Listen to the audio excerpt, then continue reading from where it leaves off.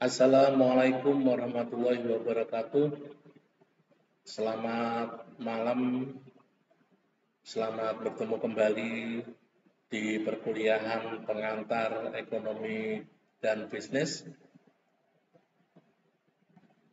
Kuliah online Universitas Telkom dan STIE Studi Ekonomi Modern. Seminggu kita berpisah, seminggu pula usia kita bertambah. Pada kesempatan kali ini kita akan membahas tentang lingkungan perusahaan Indonesia. Tapi sebelum kita memulai perkuliahan, marilah kita berdoa semoga perkuliahan pada malam hari ini diberikan kelancaran.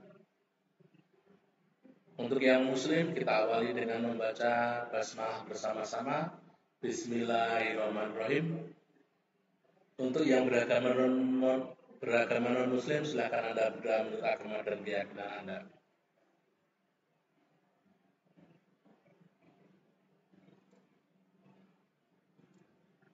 Oke, terima kasih.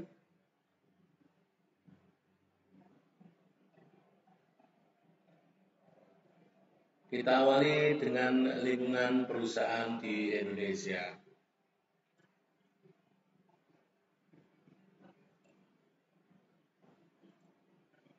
Tujuan pembelajaran perkuliahan pada malam hari ini adalah setelah mengikuti perkuliahan ini, diharapkan mahasiswa mampu untuk memahami pengertian dan peran lingkungan perusahaan dalam penciptaan nilai barang dan jasa. Yang kedua, memahami pendekatan pengelompokan lingkungan perusahaan dengan menggunakan perusahaan sebagai unit analisis. Yang ketiga, memahami pendekatan dan pengelompokan lingkungan perusahaan dengan menggunakan fungsi organisasi sebagai unit analisis.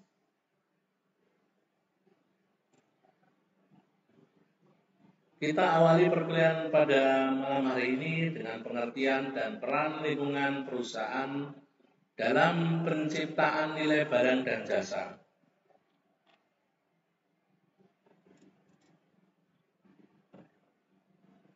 Perusahaan sebagai sebuah sistem yang bersifat mikro merupakan bagian dari sistem perekonomian suatu negara yang bersifat makro, sebagaimana telah dijelaskan di bab sebelumnya atau pertemuan kemarin.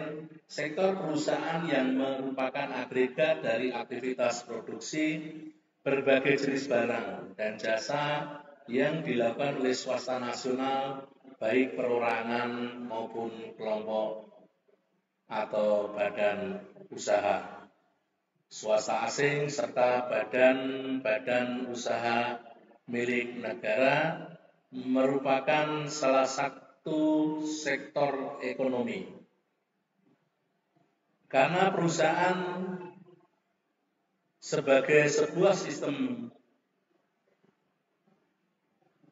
mikro merupakan bagian dari sistem perekonomian secara makro, maka kinerja suatu perusahaan dalam memproduksi barang dan jasa sangat dipengaruhi oleh lingkungan perusahaan.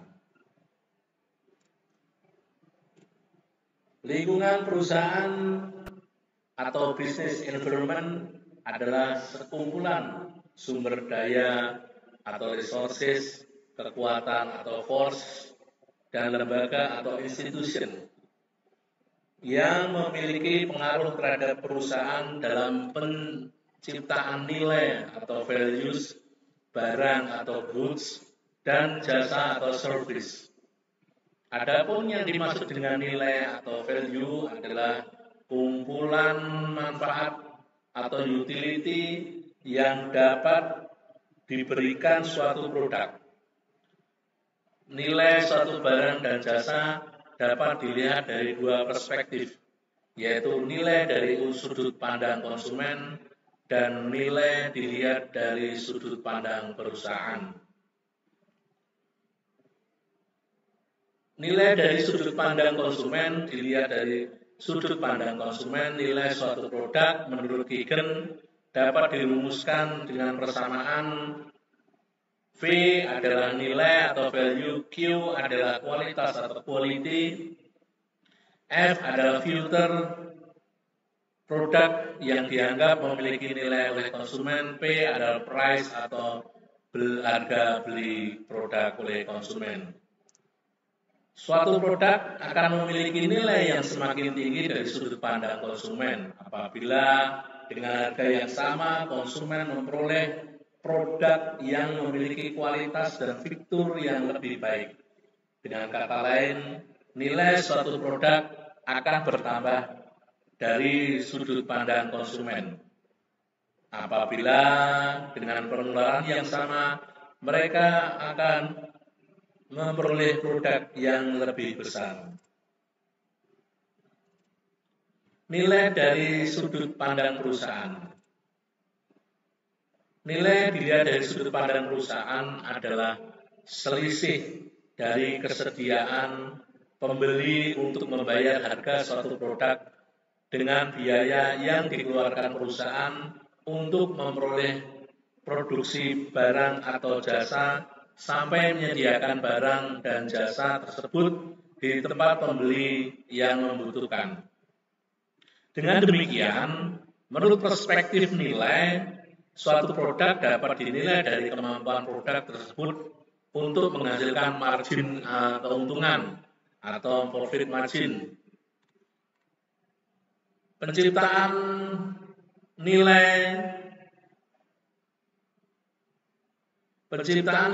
dari barang dan jasa dalam kaitannya dengan lingkungan perusahaan terjadi dalam 3 tahapan, yaitu penciptaan nilai dan tiap tahap input, proses conversion, dan output. Penciptaan nilai pada tahap output. Penciptaan nilai pada tahap input. Bagian input organisasi memperlihatkan bagaimana perusahaan memperoleh faktor-faktor produksi dari lingkungan perusahaan berupa bahan baku, modal, sumber daya manusia, informasi, pengetahuan, teknologi, dan lain-lain.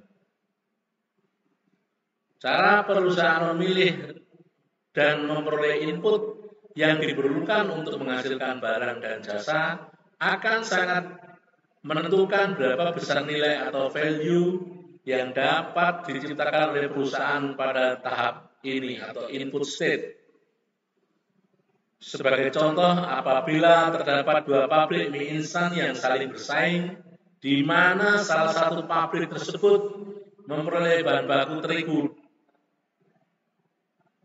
dengan kualitas yang sama tetapi harganya lebih murah, maka akan dapat dipastikan bahwa dalam jangka panjang perusahaan ini akan memperoleh harga terigu yang lebih murah tersebut akan memiliki keunggulan kompetitif advance dibanding pabrik mie instan pesaingnya.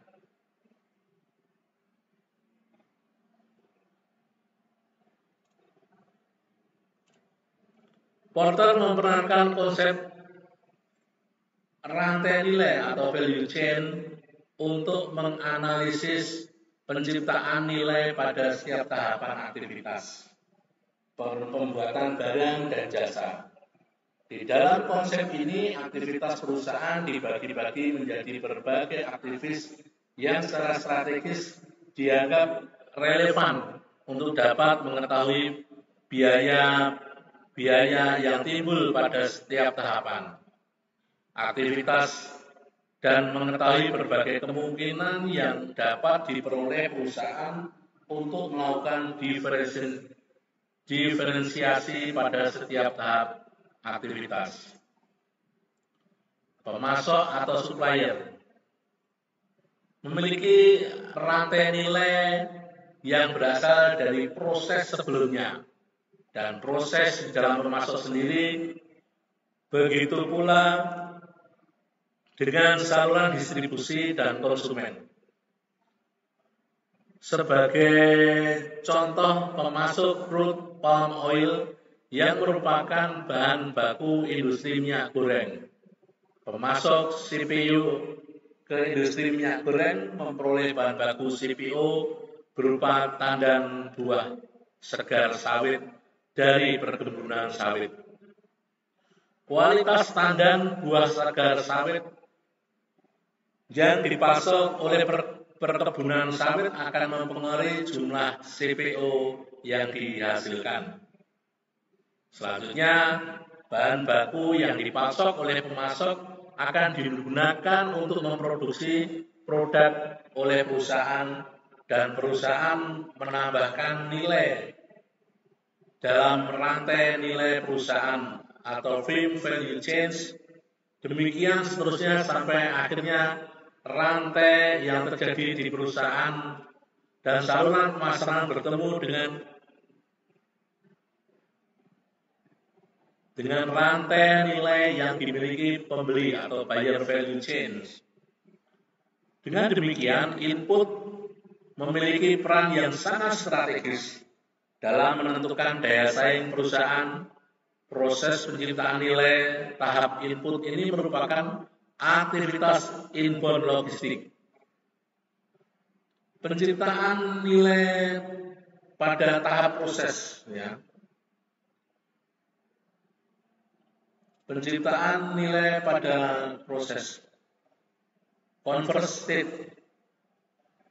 Setelah input diperoleh perusahaan, selanjutnya perusahaan melakukan proses mengubah input menjadi output berupa barang dan jasa. Bagaimana produk produksi yang dihasilkan, berapa besar biaya yang diperlukan untuk memproduksi suatu produk, keunggulan apa yang dimiliki produk perusahaan dibandingkan produk pesaing yang Eropa yang sangat ditentukan oleh proses penciptaan nilai pada tahap konversi, conversion state, dan atau tahap aktivitas operation dalam model Porter.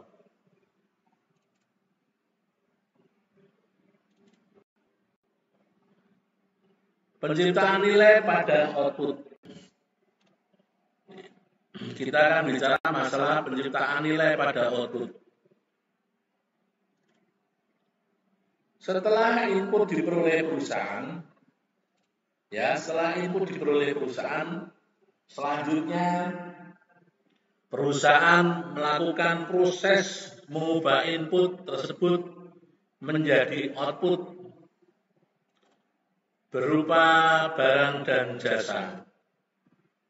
Bagaimana kualitas produk dihasilkan, berapa besar biaya yang diperlukan untuk memproduksi suatu produk, keunggulan apa yang dimiliki produk perusahaan dibanding produk pesaing, sangat ditentukan oleh proses penciptaan nilai pada tahap konversi, conversion state, dan tahap aktivitas operation dalam model Porter.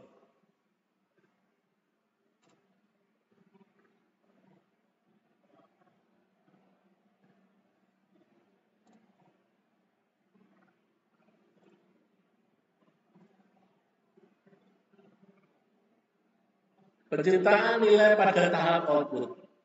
Setelah produk dihasilkan oleh perusahaan, selanjutnya perusahaan dihadapkan pada penciptaan nilai tahap kerja, yaitu melakukan distribusi produk dan layanan kepada konsumen.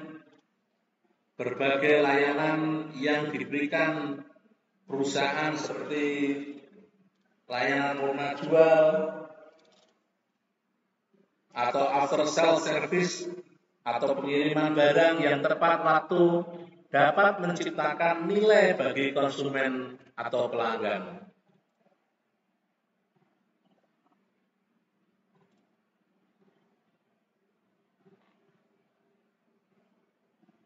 Pendekatan pengelompokan dengan menggunakan perusahaan sebagai unit analisis. Dengan menggunakan perusahaan secara keseluruhan, ya, dengan menggunakan perusahaan secara keseluruhan sebagai unit analisis, lingkungan perusahaan dapat dilihat sebagai kumpulan sumber daya, kekuatan, dan lembaga yang akan memperoleh kinerja perusahaan secara keseluruhan atau company as a whole. Berdasarkan perspektif ini, lingkungan perusahaan selanjutnya masih dapat dibagi ke dalam dua kelompok, yaitu lingkungan khusus dan lingkungan umum. Apa yang dimaksud dengan lingkungan umum?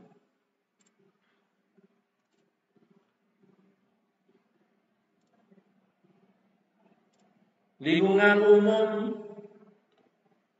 apa yang dimaksud dengan lingkungan khusus perusahaan? Ya. Apa yang dimaksud dengan lingkungan khusus perusahaan? Lingkungan khusus perusahaan terdiri atas pemangku kepentingan di luar perusahaan yang secara langsung mempengaruhi kemampuan organisasi untuk memperoleh sumber daya ekonomi yang dapat mempengaruhi kinerja perusahaan.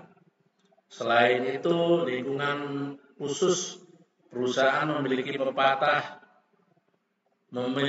pengaruh langsung terhadap keputusan yang akan diambil dan manajemen perusahaan dan memberikan reaksi yang cepat terhadap keputusan yang diambil oleh manajemennya sendiri.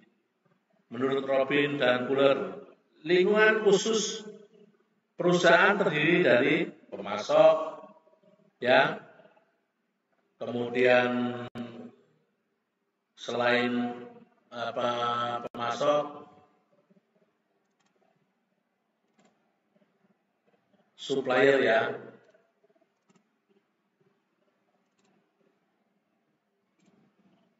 Pemasok atau supplier, kualitas dan harga bahan baku yang disediakan pemasok sangat mempengaruhi kinerja perusahaan. Karena kualitas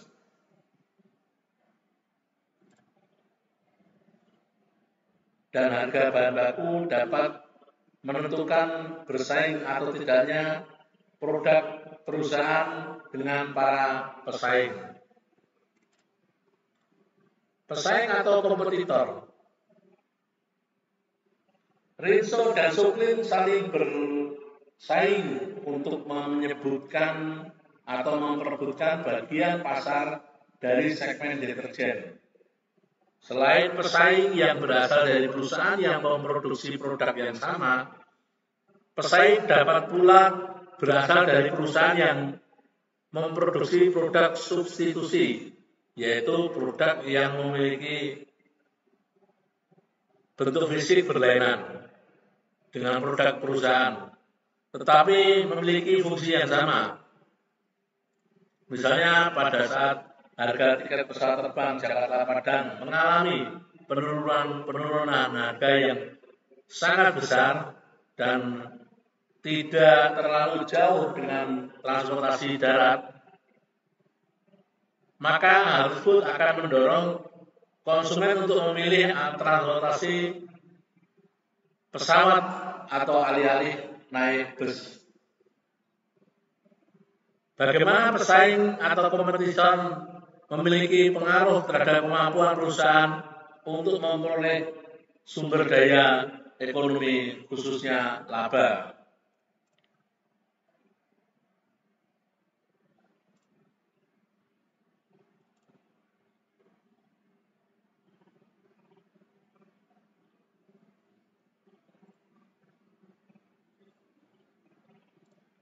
Ya, next. Pelanggan atau customer. Ya, ini kita bicara masalah pelanggan atau customer. Pelanggan atau customer, perusahaan memproduksi barang dan jasa untuk memenuhi kebutuhan dan keinginan pelanggan atau customer. Perusahaan harus berusaha memahami kebutuhan konsumen untuk menjadi perusahaan yang unggul. Penerimaan dan loyalitas konsumen terhadap produk perusahaan akan menentukan kelangsungan hidup perusahaan dan dalam jangka yang panjang. Perubahan kebutuhan dan selera konsumen dapat mengakibatkan ketidakpastian bagi perusahaan apabila tidak dapat mengikuti perubahan kebutuhan dan selera wanita. Perubahan kebutuhan dan selera konsumen tersebut. Sebagai contoh, banyak perguruan tinggi swasta maupun negeri penyelenggara pendidikan strata 1 sarjana yang mengalami penurunan mahasiswa sangat besar akibat semakin tingginya kebutuhan mahasiswa untuk menempuh pendidikan yang lebih tinggi, ya, atau lebih singkat, misalnya jenjang ahli madya, agar mereka lebih memperoleh jabatan, ya, atau memperoleh pekerjaan. Penyalur atau distributor. Penyalur atau distributor. Saluran distribusi akan menentukan tingkat liputan atau cakupan pasar, market coverage, yang dapat dicapai oleh produk perusahaan. Saluran distribusi juga sangat menentukan tingkat ketersediaan, availability, produk perusahaan di berbagai outlet. Dengan kata lain, saluran distribusi dapat menciptakan kegunaan tempat sehingga produk perusahaan dapat diperoleh konsumen di lokasi-lokasi yang dapat dijangkau oleh konsumen. Sebaliknya,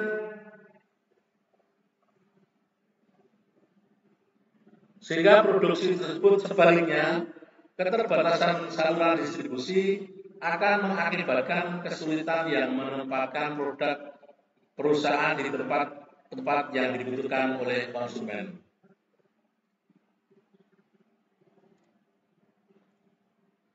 Kelompok penekan atau pressure group, ya. Wah, ini biasanya jadi pemberontak ya toh, dengan penekan, ya. Salah satu kelompok penekan atau adalah serikat pekerja, ya. Kebebasan berserikat bagi warga negara Indonesia dijamin oleh Undang-Undang Dasar 1945. Hal ini menjadi landasan konstitusional bagi dikembangkan serikat pekerja di Indonesia. Serikat pekerja memberikan tekanan terhadap kebijakan perusahaan yang bertentangan dengan kepentingan para pekerja. Pada saat membuat keputusan yang tepat dapat memiliki dampak terhadap para karyawan. Perusahaan harus memperhatikan reaksi yang akan diberikan pada serikat pekerja. Sebagai wakil dari serikat pekerja dapat memperjuangkan atau memperoleh hak-hak normatif yang harus diperoleh tenaga kerja sesuai dengan tenaga kerja dan aturan-aturan dari pemerintah yang berlaku. Next adalah kita bicara masalah kreditor.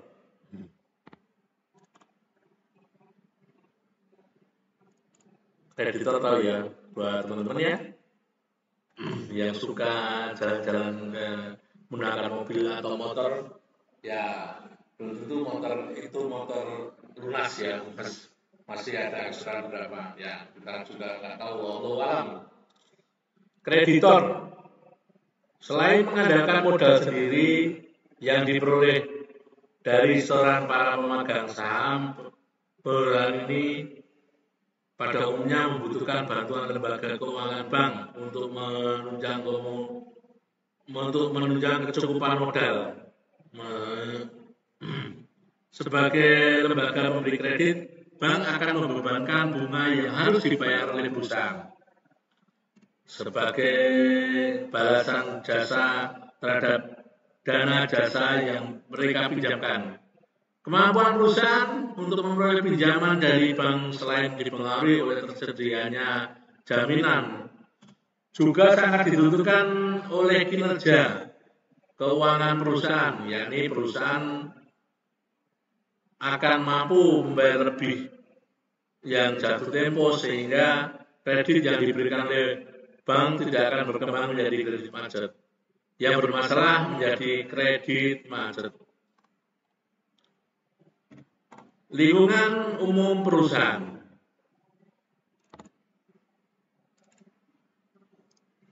Lingkungan umum perusahaan terdiri dari berbagai kekuatan, ya. Ada force yang akan mengambil keputusan perusahaan secara umum dan mempengaruhi kemampuan perusahaan tersebut untuk memperoleh sumber daya ekonomi. Pengertian dari mempengaruhi perusahaan secara umum adalah bahwa pengaruh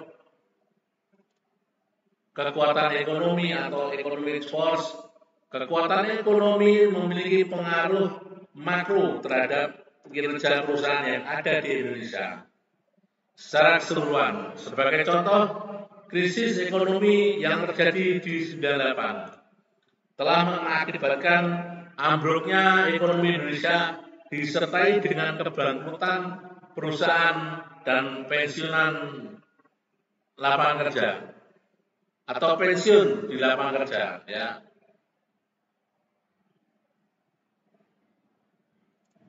Kekuatan internasional atau international force.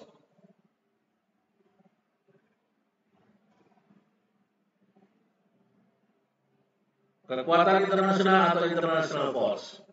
Sebagai sistem perekonomian yang terbuka, sistem ekonomi Indonesia sangat dipengaruhi oleh situasi ekonomi dan pandangan internasional. Dengan semakin terintegrasinya ekonomi dunia, maka gejolak ekonomi di suatu negara industri maju dapat memiliki dampak yang sangat cepat terhadap negara lainnya. Kekuatan demokrasi dan budaya atau demographic and culture force, perubahan budaya dan dimensi kependudukan seperti pendidikan, pekerjaan, ukuran keluarga, agama, gender, dan juga perbedaan kohort atau generasi telah mengakibatkan perubahan pada selera dan nilai-nilai yang dianut konsumen. Kekuatan politik atau politik force. Pemerintah mengakui lingkungan bisnis secara umum melalui pemberlakuan undang-undang dan peraturan-peraturan. Dalam hal ini, yang dimaksud dengan pemerintah terutama sebagai lembaga eksekutif, presiden, para menteri, atau pejabat setingkat menteri, kepala daerah, baik kepala daerah tingkat provinsi maupun kepala daerah kota atau kabupaten, serta lembaga legislatif, baik Dewan Perwakilan Rakyat maupun Dewan Perwakilan Rakyat Daerah. Ya, jadi kekuatan politik ini kalau di Indonesia itu sangat mewarnai perekonomian di Indonesia. Ketika kondisi politiknya suram, maka perekonomian di Indonesia juga akan suram. Ketika politiknya itu adem ayem, maka perekonomian Indonesia juga akan adem ayem, bahkan cenderung meningkat. Contoh pada kesempatan ini, ya, pada saat ini di mana kita sudah hampir 2 tahun, ya, hampir 2 tahun terserang pandemi Corona atau COVID-19, luar biasa. COVID-19 ini menggerogoti tidak hanya secara ekonomi, ya, menggerogoti nyawa warga negara Indonesia. Berapa banyak tenaga kesehatan yang sudah meninggal? Berapa banyak warga yang sudah meninggal karena corona? Berapa banyak dokter-dokter yang meninggal karena corona? Indonesia masih kekurangan dokter, tetapi ternyata dengan wabah pandemik ini banyak dokter yang harus meregang nyawanya. Kemudian kita bisa melihat bagaimana kekuatan politik ini juga kadang membuat pemerintah itu menjadi kebingungan. Apa yang harus diputuskan dalam sebuah sebuah kejadian? Karena apabila presiden itu salah melangkah atau pemerintah salah melangkah, maka akan berhadapan dengan vokalis-vokalis handal di Senayan ya.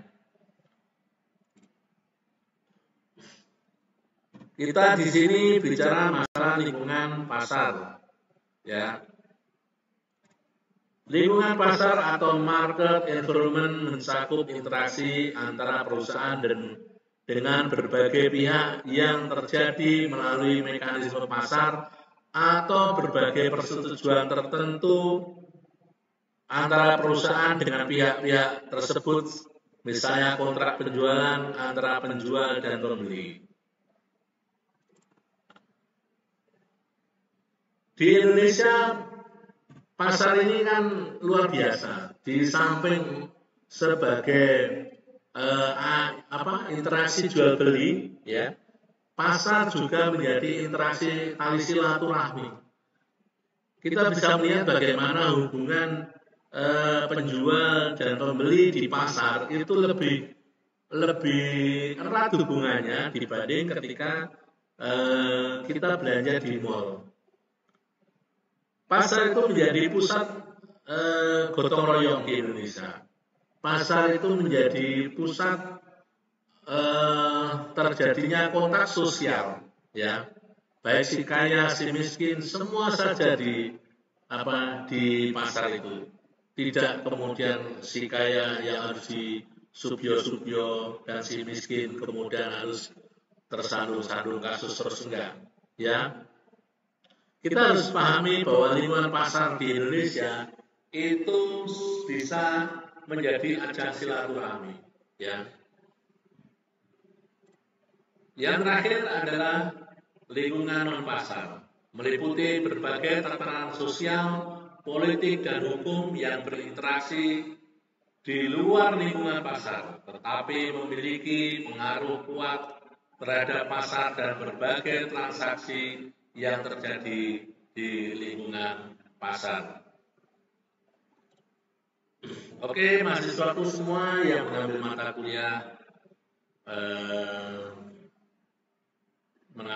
kuliah pengantar bisnis, terima kasih sudah mengikuti perkuliahan saya dari awal sampai akhir. Ada salah-salah kata, saya mohon maaf yang sebesar-besarnya. Mari kita tutup dengan doa. Untuk yang beragama Muslim, kita tutup dengan membaca hamdalah bersama-sama. Alhamdulillahirrahmanirrahim. Bagi yang beragama non-Muslim, silakan Anda beragama agama dan keyakinan Anda. Terima kasih buat semuanya. Sampai jumpa minggu depan. Wassalamualaikum warahmatullahi wabarakatuh.